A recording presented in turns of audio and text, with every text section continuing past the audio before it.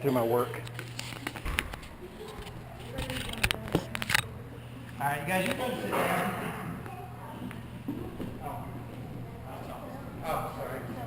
Well, and you guys will be sitting here for a while, so I got some cheat notes for you guys here. So, what do you guys know about belt promotions? What do you think? How do you think this works? I don't know. No idea. No idea.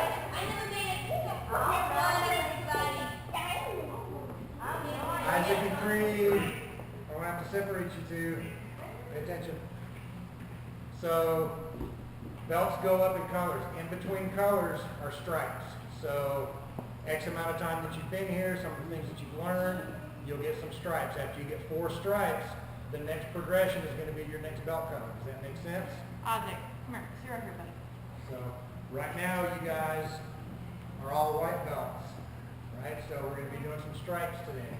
And what we're doing is we're working on a curriculum so that we can post it out there on our page, and your folks will be able to see it, and they'll be able to help explain to you exactly what you need to do. So there'll be some simple things we're not really going to do right today because you guys just now started tying your belts, but there'll be things like simple things for your first stripe will be, being here for at least 30 days, and which that one we are doing now because you need to be here at least 30 days if you want to get some stripes. But we got some other stuff we're going to do that's not been here that long.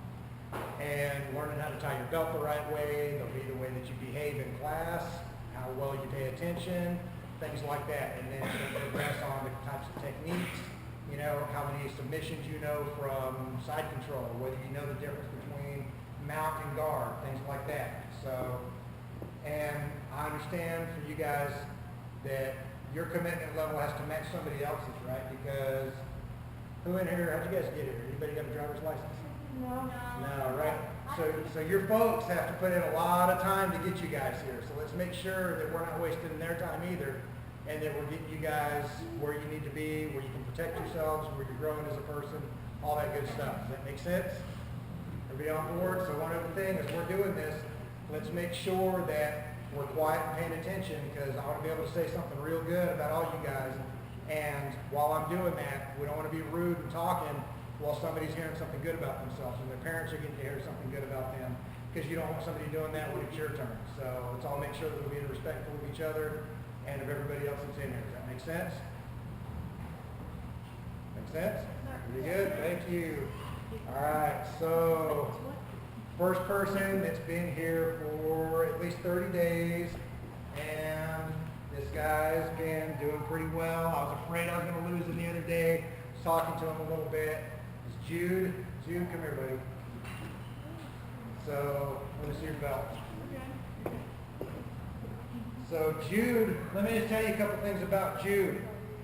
He is very athletic, very strong, stronger than a lot of the other kids in here, but he shows amazing restraint. He can be running and playing, and he never loses his mind and forgets that there's people that are smaller than him. I've seen him running full bore, having a big time, and I'll be worried. I can see it happening, and I don't have time to say something, and Jude stops himself from hurting anybody. He shows amazing restraint, and that's one of the big things that in any martial art, but in particular in jiu-jitsu, everybody's going to have to learn is to show restraint, because it's really difficult when you know all this new stuff. You want to go and you want to show your friends a cool choke, or there's something you feel like you can beat up, and you got to not be that person. You got to be the type of person that cares about other people, and that's Jude. So I've seen Jude do that very regularly. That's sort of one of his special gifts, in my opinion. I don't know if you got taught that by somebody or if it's just the way you are, but it makes me very happy to have you in class. So here's your first stripe, buddy. Congratulations, dude.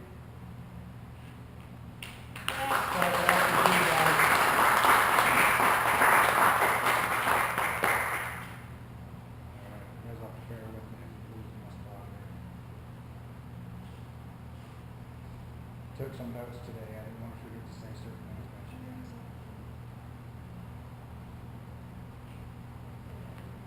All right.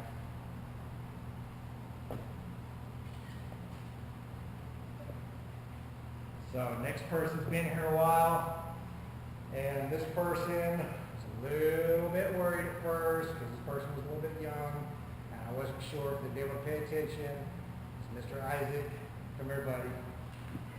So Isaac, you would be amazed at what somebody who's only 5 years old can pick up and learn. And, you know, there's times that I'm not sure if Isaac's paying attention, and I'll ask him a question, say, hey, you know, are you paying attention, buddy? Yeah, I'm paying attention. Say, okay, well, where does this arm go on this Kimura? That one goes under. He's paying attention the whole time. And he's a very honest person. He doesn't feel like he has to do things that make him uncomfortable. If we're doing something and something bothers him, he tells me the truth. He tells me it bothers him and that he doesn't want to do it. And that's how everybody should do. These are your bodies, guys and girls.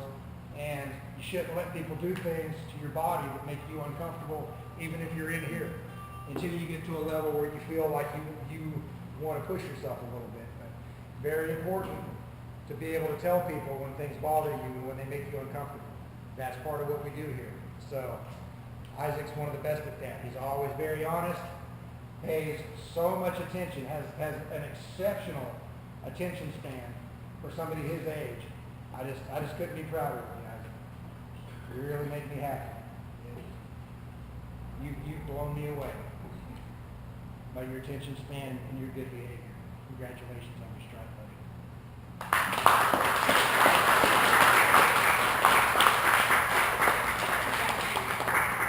They'll come to you in a second.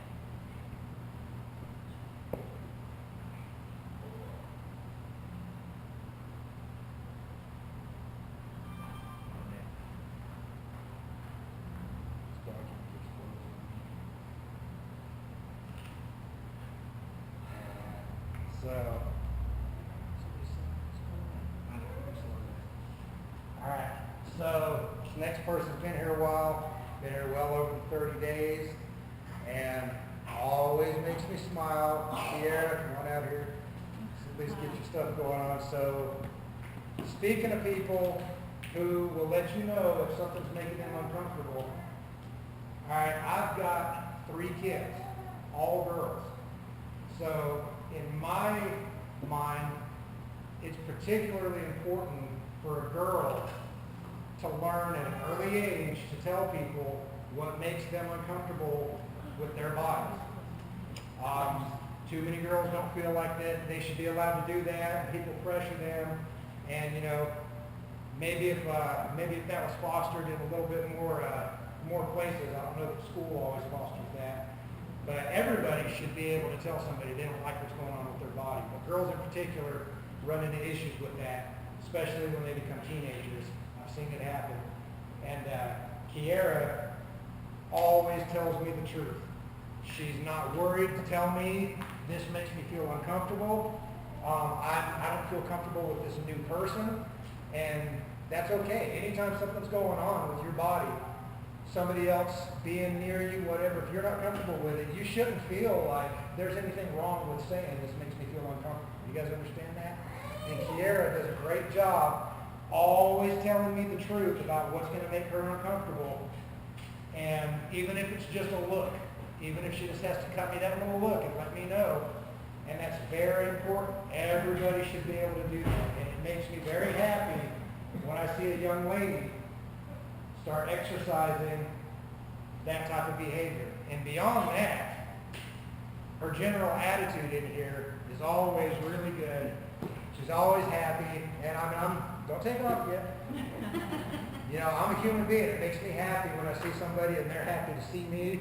And she seems to always be happy to see me. That makes me feel good.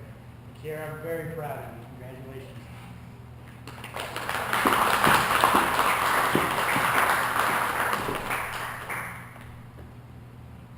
All right, so now we got somebody who's been here a while as well, who is always enthusiastic, always trying to push to do new stuff.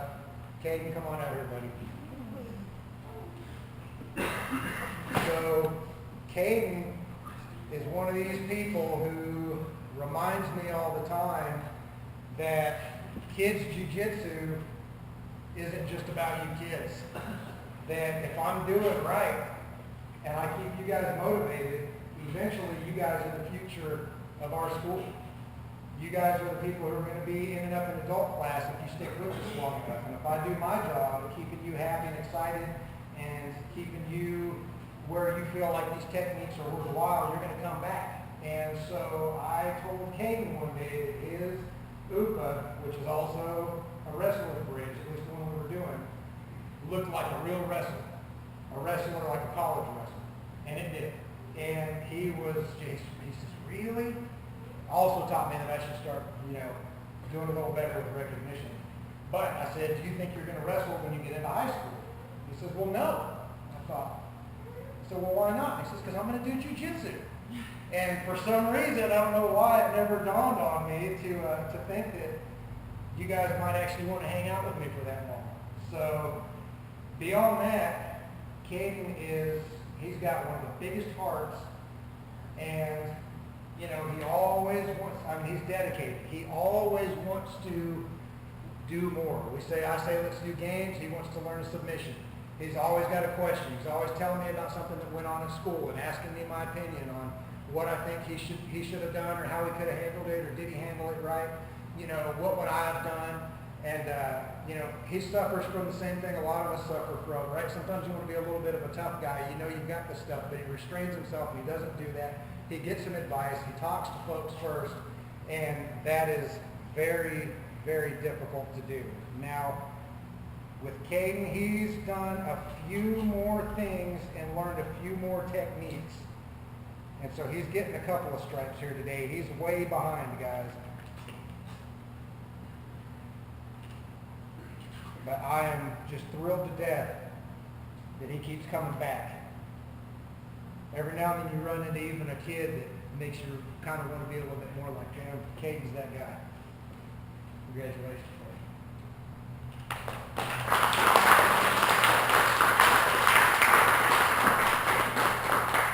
All right, so we got a couple of kids in here. And don't get offended if I'm calling y'all kids, because I don't mean it in a derogatory way. Y'all are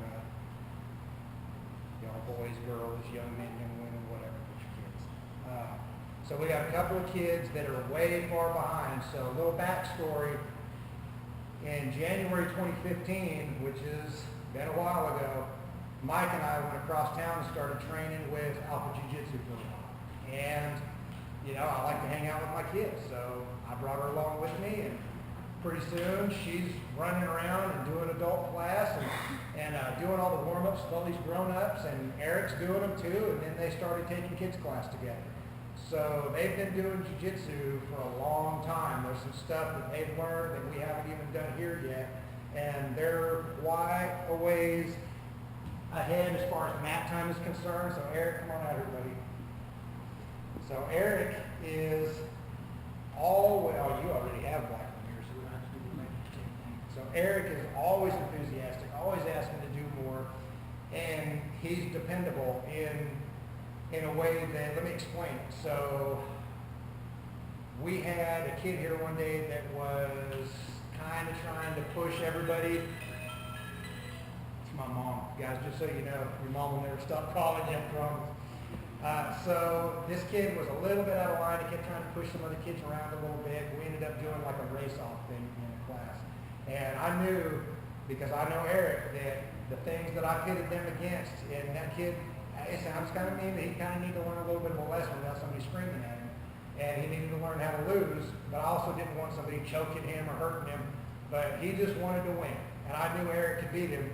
And Eric didn't mind stepping up and coming in and doing that for me. But beyond that, the techniques that we do, Eric, when he's rolling, he's always rolling for position. He's always getting his hooks in, always doing what he's supposed to be doing. And he's another one that if something's bothering him or something doesn't make him feel right, or if he's hurt, he'll tell me, hey, I hurt my hand, or hey, my back hurts, or whatever. I can usually see it on his face, but he never lies about it. He always tells me the truth, guys. And the truth will always be a better way out than trying to tell a lie or trying to be a tough guy or a tough girl.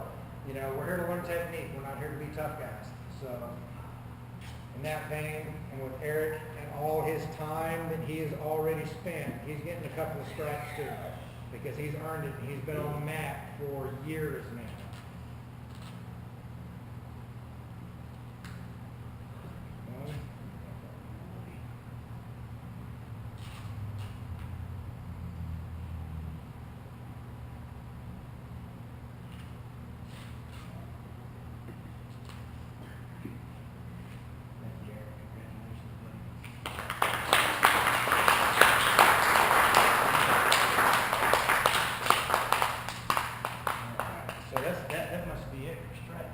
missing anybody. Oh, I might be missing somebody. I might be missing Corey. Corey, come up here. So every time I come in, Corey's, come on man, let's do it, let's go. He's always wanting to roll, always wanting to learn a new technique, and Corey's taken a lot of extra time to get one-on-one with people. He sacrifices a lot of game time to try to learn some new technique. He doesn't care where he's learning the technique. He knows at this point where to find a good technique, and he goes there, he seeks it out. He's got a lot of self-drive, which is pretty exceptional for somebody his age. Usually you don't learn that until you're like old enough to get a job home in yards or something. But he has, you know, always such a good attitude. Just like I said earlier, you know, when you see somebody and they're happy to see you, this guy's got such a big heart, and he's had to curb a lot of his, you know, it's hard to be serious when you're, you know, a kid, because you don't want to be serious, you want to play. And you know, I'm not trying to stomp anybody's spirit out of them either. I want you guys to have fun. I want you to play, but you all right, isn't it? What's going on? You okay? Let's get something in your eye. So he's really focused. He was playing the first couple times, maybe the first several weeks that we were rolling. He would kind of spaz out a little bit. He'd try to turn his back to something, and he'd try to do some stuff that he saw on WWE. And I get it right this time? Yeah. Last time I said WWF, because that's what I watched when I was a kid. It's not been around for 20 years probably. But then one day something clicked. Calm down. Calm down.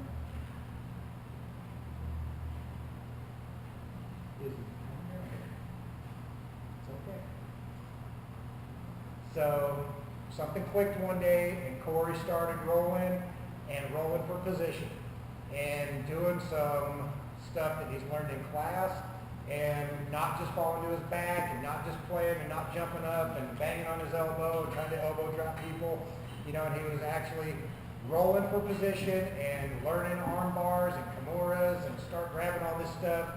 So he has really applied himself. I'm very proud of him. He's getting a couple stripes.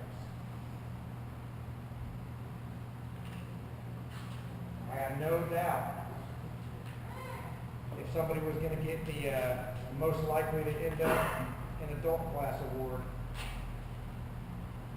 you'd be one of the ones that would be getting. Corey, thank you, sir. Congratulations.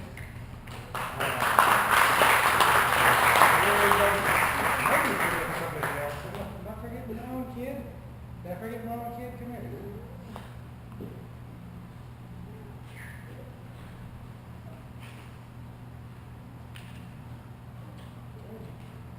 So, like I said, when Mike and I started going over to Alpha Jiu-Jitsu, it's been a long time ago, and I just kind of wanted to hang out with my kid, right? I never wanted to be one of those dads who was like, you're going to do what I'm doing, right? And, you know, I guess it's probably why I didn't ever have any sons, right? Because I would have probably been like, you're playing football, but, you know, it's a little different with girls, man, you know? So I just kind of wanted her to hang out with her. I just wanted her to go, and, you know, then they had adult class over there first. You do adult class for an hour, and then kids class.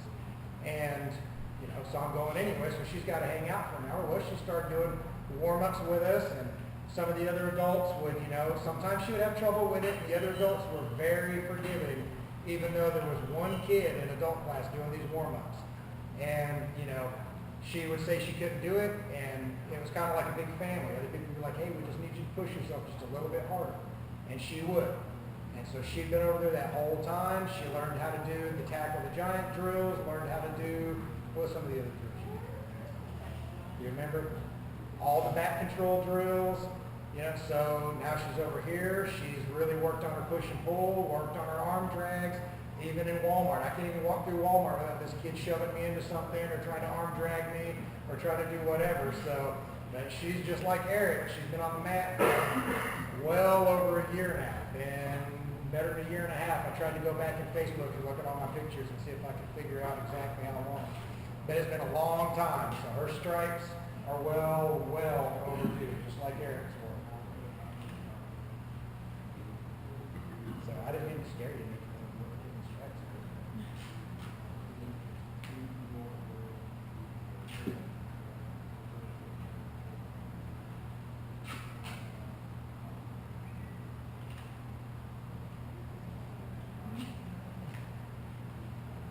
All right. Congratulations, Izzy.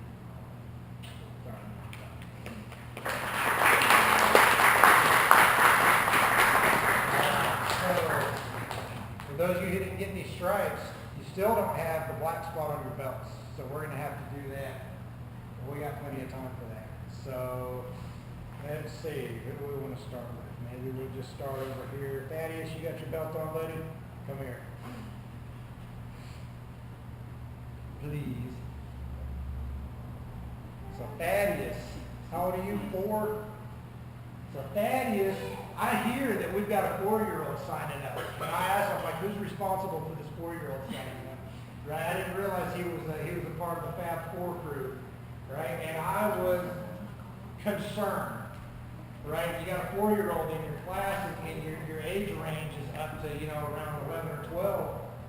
You kind of wonder how that's going to work out. And man, you talk about a well-behaved 4-year-old. I was super impressed, super surprised.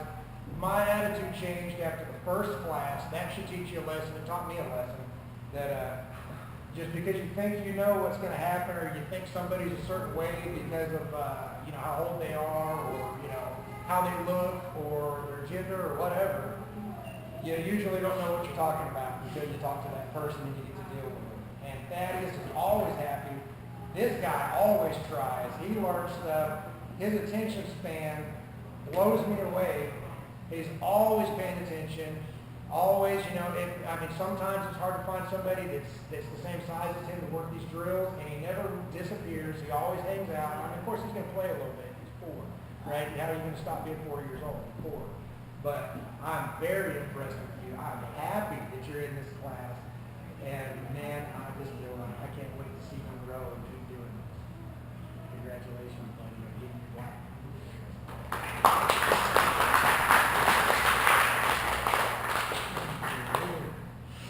Creed, come here, buddy. So Creed is my little buddy. I had to go get my MRI done on my knee. And I walk into the radiology place, and who do I see? I see all 4 of the brothers in there. And Creed he was just so serious. He came over and sat by me and hung out for a couple minutes, and then they had to go in the back. And he came over to me, and he was just dead serious and looked me in the face, and he says, we have to go, but I'm gonna come back. So, all right, sounds good, buddy. Can't wait now. And so he was serious. He did. They came back, and he came over to me when it was time for